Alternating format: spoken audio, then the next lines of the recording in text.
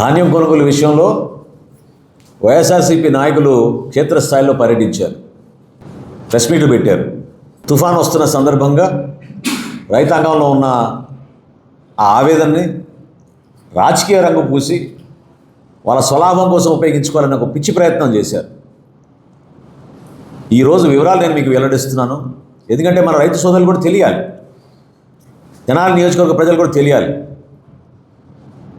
అభివృద్ధి అన్నా సంక్షేమం అన్నా స్పందించే మనస్తత్వం ఉన్నప్పుడే ఆ నిజాయితీ ఉంటుంది. కేవలం రాజకీయ లబ్ధి కోసం పదవులు కావాలి, స్వలాభం కోసం పదవులు కావాలనుకునే కొంతమంది మూర్ఖులకి ఈ సమాచారం అందిస్తున్న విధానం మీరు అర్థం చేసుకుంటే వాళ్ళకే తెలుస్తుంది.